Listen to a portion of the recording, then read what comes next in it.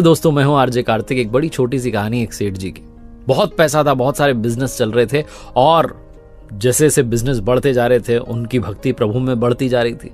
लेकिन समस्या ये थी कि सेठ जी के पास में, उस व्यापारी के पास में समय नहीं था कि भगवान की भक्ति करें। तो बहुत सारे मंदिर तो उन्होंने बनवाए, लेकिन वो स्वयं कभी पूजा करने के लिए गए नहीं। उन्होंने मंदिरों में पुजारी रख दिए और पुजारियों को नियुक्त कर दिया कि भैया आपको सुबह शाम की पूजा करनी है। तो घर में बैठ करके वो प्रसन्न हो जाते थे कि चलो साहब मंदिर बना दिए हैं, पुजारी जो है अपनी पूजा कर रहे हैं। लेकिन एक बार उनके बिजनेस में बहुत बड़ा घाटा हुआ। वो ऐसे संकट में फंस गए जहां उन्हें 100 करोड़ रुपए की आवश्यकता थी। और जब उन्हें लगा कि अब हर तरफ से घिर चुका हूं, पैसा कहीं से अरेंज नहीं हो पा रहा है, तो याद आया कि मैंने इतने सारे मंदिर बनाए हैं, भगवान को प्रसन्न किया है, चलो चल करके उन्हीं से मांग लेते हैं। तो सुबह सुबह इस बात का व्यापारी ने ध्यान रखा कि सुबह सुबह बोनी वाला जो समय है उसमें जाना है। सबसे पहले भगवान से मैं ही बात करूं, कोई और आकर के कुछ मांग ले, भगवान का मन खराब हो जाए। तो इसलिए सबसे पहले ब्रह्म मुहूर्त में जग करके निकल गए। लेकिन जब पहुंचे अपने बनाए हुए एक मंदिर में, तो देखते हैं कि उनसे पहले लाइन में आकर के एक भिखारी खड़ा हुआ है। सेठ जी का दिमाग खराब हो गया कि इस भिखारी ने आकर के पता नहीं क्या ये मांगेगा और पता नहीं भगवान का जो है मन खराब ना कर दे, उनकी इच्छा ही खराब हो जाए, क्या पता वो मुझे देना दे। तो उसके पीछे खड़े हो गए। भिखारी के पीछे जाकर के उसने नजर पलट के देखा भिखारी ने, तो उसे दिखा कि सेठ जी आए। अब सेठ जो थे वो ये सोच रहे थे कि भिखारी क्या मांगने आया है, इसको क्या चाहिए। और भिखारी ये सोच रहा था कि सेठ जी भी यहां मांगने के लिए आए हुए, सेठ जी को अब क्या चाहिए, इतना सब कुछ मिल गया। जैसे ही मंदिर में पट खुले तो भिखारी ने भगवान से कहा कि प्रभु, सिर्फ 100 रुपयों की आवश्यकता है, मेरी पत्नी बीमार है, कुछ दवा का प्रबंध हो जाता तो इलाज चल जाता और मेरी पत्नी ठीक हो जाती।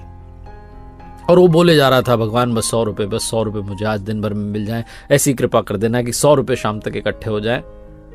सेठ जी का दिमाग खराब हो गया। उन्होंने कहा हट ही नहीं रहा, अपनी प्रार्थना चली जा रही है।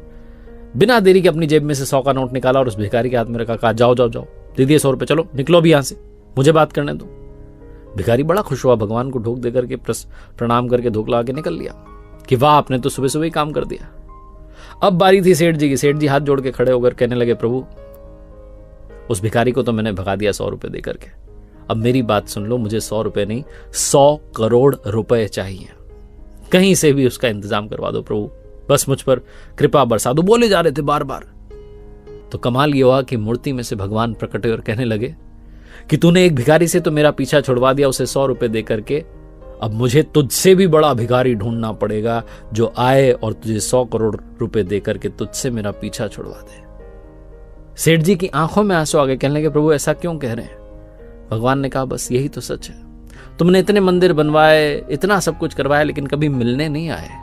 आज भी आए हो तो तब आए हो जब तुम्हें कुछ मांगना है। मैं प्रेम का भूखा हूं, बस मिलने ही चले आते तो इतना बड़ा संकट आने नहीं देता। बहुत छोटी सी कहानी जिसका सार ये समझाता है कि जहां बहुत ज्यादा मांगा जाता है वहां प्यार खत्म हो जाता है, प्रेम समाप्त हो जाता है। इसलिए मांगना बंद कीजिए। अगर मांगना ही चाहते हैं तो बस सब्र मांग लीजिए कि प्रभु मुझे धैर्य दीजिए, सब कुछ मैं अपने दम पर करूंगा, बस मुझे सब्र दे दीजिए और आपकी कृपा बनाए रखिए। और जब भी आप जाएं, आप जिस भी नाम से उन्हें पुकारते हैं, जब भी आप उनके दर पर जाएं तो उनसे मिलने के लिए जाएं, उनसे मांगने के लिए ना जाएं। एक बार फिर से वही बात जो अक्सर आपसे कहता हूं, ऊपर वाले के आशीर्वाद के साथ, अपनी मेहनत के साथ, अपनों के प्यार के साथ कर दिखाओ कुछ ऐसा कि दुनिया करना चाहे आपके जैसा।